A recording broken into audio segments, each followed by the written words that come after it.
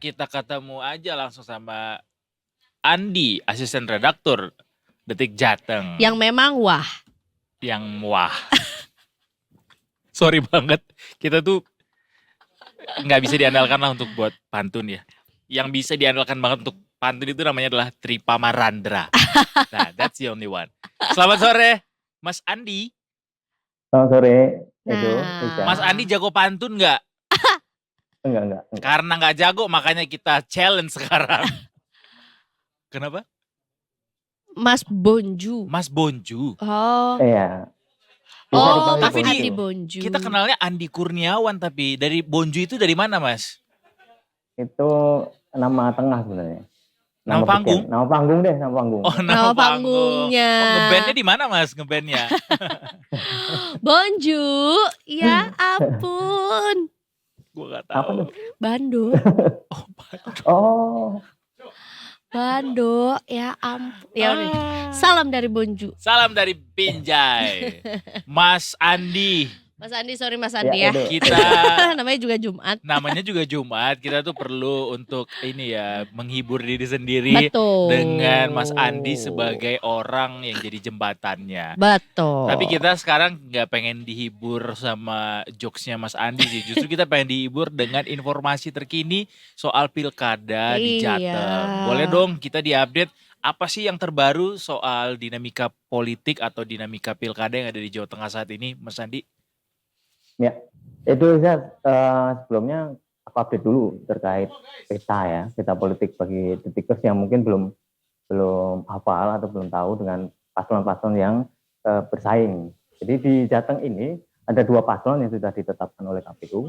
Itu paslon nomor 1 itu Andika Perkasa, dia berpasangan dengan Hendrar Wihadi atau akrab disapa Pak Hendi. Terus kemudian paslon nomor 2 itu adalah Ahmad Lutfi, dia berpasangan dengan Tas Yasin Maimun atau yang akrab disapa Gus Yasin. Nah, dua-duanya punya peta yang berbeda, artinya pasangan Andika Hendi ini di backup atau diusung hanya satu partai, yakni PDI Perjuangan. Kemudian paslon Tas Yasin, Ahmad Lutfi dan Tas Yasin itu diusung oleh Kim Plus, Koalisi Indonesia Maju Plus. Itu ada banyak partai, ada Gerindra, PAN, Golkar, PSI, Demokrat, P3, PKB, dan Nasdem. Begitu kira-kira gambaran awalnya seperti itu, Edo dan Eza. Oke, untuk kampanye udah ada belum, Mas? Mereka yang dilakukan. Seperti apa pendekatan yang dilakukan oleh para paslon ini? Ya, kampanye karena ini tahapan sudah mulai ya. Jadi kampanye kan tahapan dimulai tanggal 25 September kemarin. Tapi memang masih adem. Artinya belum terlalu semarak. Jadi kalau kami rasakan dari Solo itu kampanye terbuka memang belum ada. Jadi sepertinya kedua paslon ini masih fokus ke internal partainya masing-masing. Di beberapa pemberitaan yang dirilis oleh Detik Jateng memang terutama Andika Hendi ini sudah roadshow. Dia roadshow ke sejumlah daerah di Jawa Tengah. Itu dalam setiap kesempatan Andika selalu bilang karena dia merasa dari 4 paslon ini dia merasa tokoh yang relatif baru di Jateng karena selama ini Andika berkiprah di TNI ya. Kita tahu terakhir beliau menjabat sebagai Panglima TNI. Sementara 3 paslon lain dari Hendi, Ahmad Lutfi maupun Tas Yasin relatif tokoh lama di Jateng. Sehingga di setiap safarinya Andika selalu kalau bahasa Jawanya kulon nuwun, artinya perkenalan, meskipun secara ketokohan sebenarnya di taraf nasional beliau sudah cukup terkenal begitu. Sementara di sisi lain dari paslon nomor 2, paslon Ahmad Lutfi dan Tas Yasin juga masih roadshow ke daerah, cuman belum begitu masif. Artinya secara gambaran secara umum masih adem-adem begitu, Edo dan Eza. Ini ngomongin soal roadshow juga, karena biasanya juga kan sudah udah ada peta politiknya gitu, terutama juga untuk Jateng yang dikabarkan memang ini adalah apa istilahnya ya? Pertarungan memperebutkan kembali kekuasaan yang telah lama dipertahankan. Betul ya, dan kali ini kebetulan juga memang hanya ada 2 pasangan calon juga gitu. Gimana nih Mas? Ya, soal itu. peta politik menarik karena Jateng itu dikenal sebagai kandang banteng ya. Itu Artinya istilahnya memang tadi. di situ ya Betul.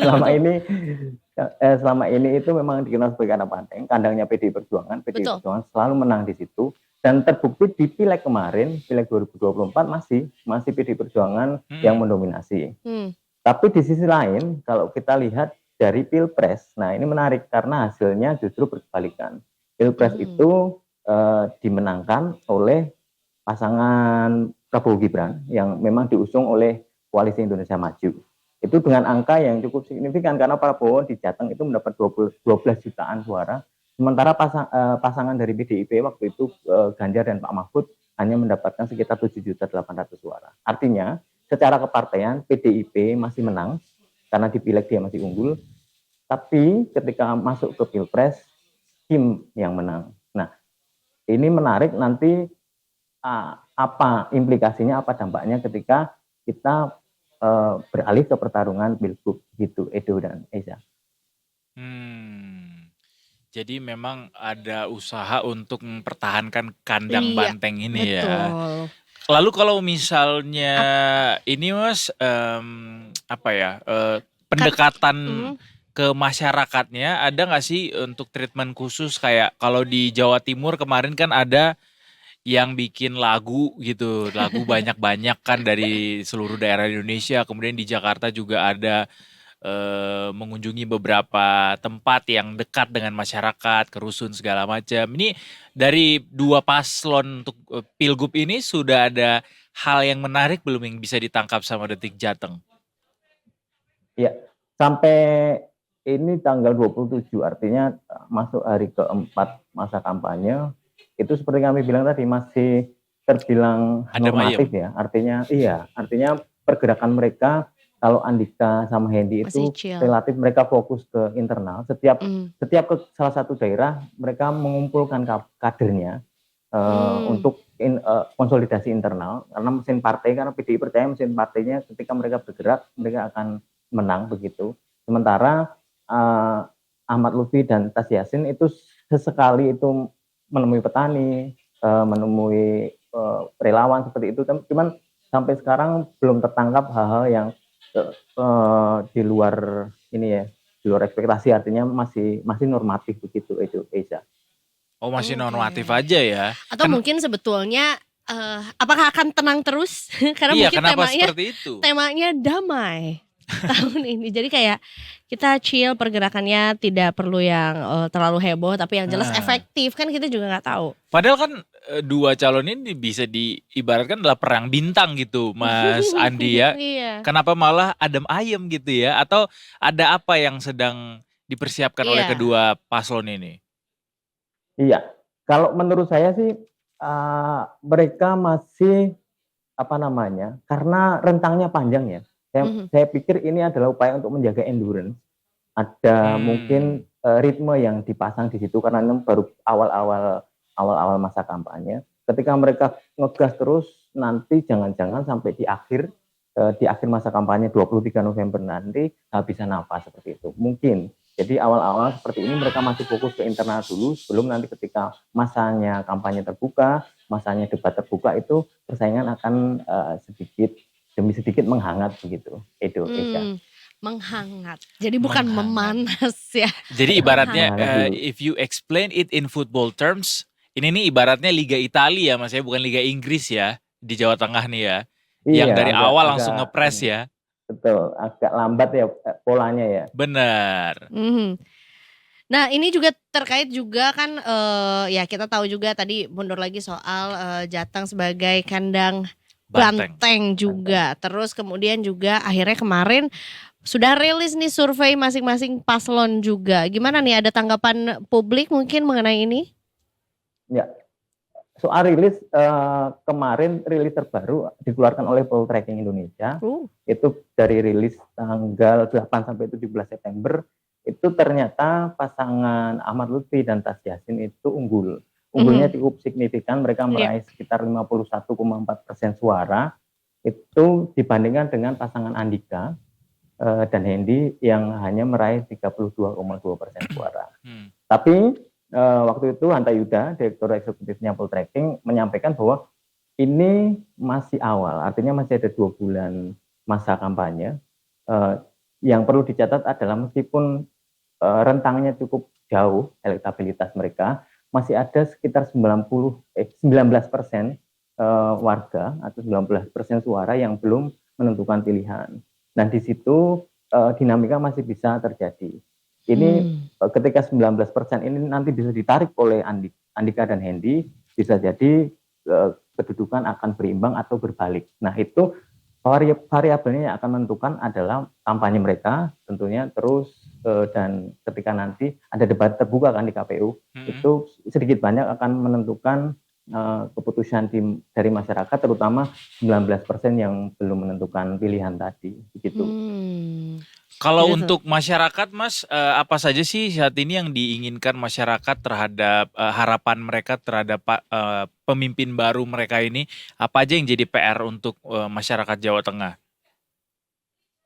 Ya, saya pikir masyarakat Jawa Tengah sebenarnya pengennya simpel ya. Mereka ingin akses yang baik, artinya dari dulu infrastruktur menjadi isu di Jawa Tengah. Artinya, ya betul, banyak jalan rusak. Ketika infrastruktur itu diberesi, sebenarnya masyarakat sudah senang karena dengan jalan yang baik, dengan akses yang baik, itu dengan sendirinya perekonomian terdongkrak, akses lebih mudah seperti itu. Hanya memang selama ini ada 2 hal, yaitu infrastruktur dan sektor kemiskinan di beberapa wilayah di Jawa Tengah memang masih tinggi, sehingga mungkin itu yang diharapkan oleh masyarakat Jawa Tengah. Selain tentunya sebenarnya karena ini pesta demokrasi ya, artinya bisa dihayati dengan pesta tanpa banyak huru-hara, tanpa banyak perselisihan begitu, sehingga siapapun yang terpilih, yang penting jalannya bagus. Kalau orang Solo sih, kalau saya itu menyerap dari aspirasi dari masyarakat gitu. Itu aja. Oke. Nah, ini terkait juga dengan kebutuhannya, kita belum bahas ya mengenai program-program unggulan sebetulnya yang dikampanyekan masing-masing paslon. Sebetulnya udah mulai nggak sih dipampang, disuarakan gitu ya? Atau mungkin dipampang di reklame biasanya kan misi-misi Jawa Tengah Asri gitu, atau mungkin Jawa Tengah Cihuy. Jawa Tengah makin wah. Iya. Iya. Itu ide ya, kalau ada yang mau pakai bayar. Udah langsung diketok di ini ya, diklaim. Gimana Mas Andi? Sudah adakah? Iya, soal program. Jadi kebetulan kemarin KPU sudah merilis visi misi resmi dari kedua paslon ya. Yang menarik saya coba cuplik adalah misalnya tentang jargon kedua paslon. Jargon kedua paslon itu ternyata dua-duanya nggak ada yang pakai bahasa Indonesia nih. Jadi si Andika dan Hendy mereka memilih jargon access point high power, itu bahasa Inggris. Kemudian Ahmad Lutfi dan Yasin mereka punya jargon ngopeni ngelakoni.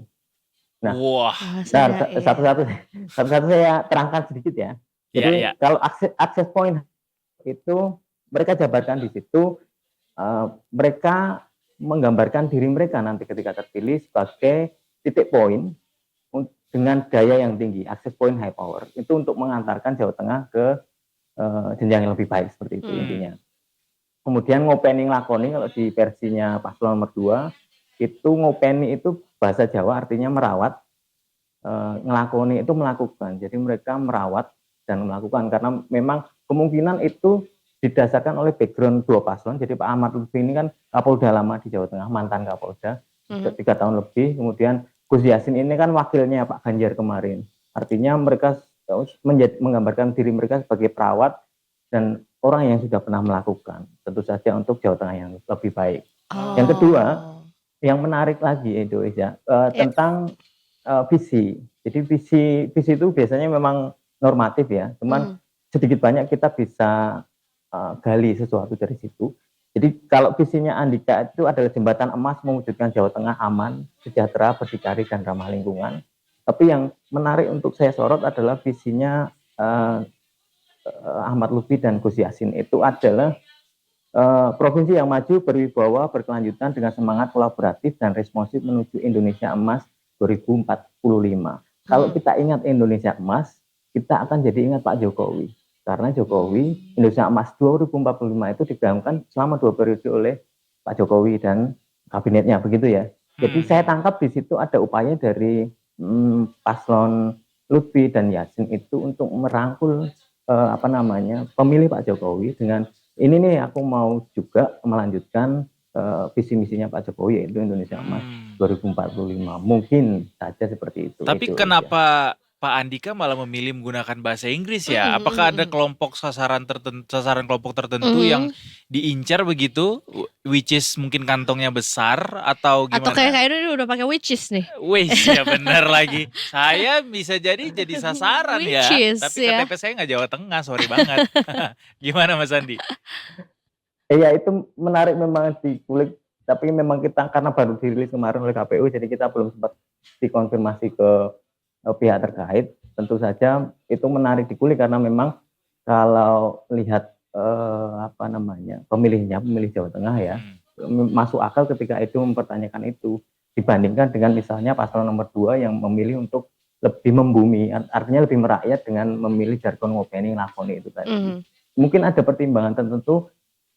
Titipan Edo akan kami segera kulik ke yang bersangkutan. Siap. Gitu. Ditanya ya kenapa memilih ada higher power di situ. Apakah Pak Andika adalah fans Coldplay atau gimana? You've got higher power.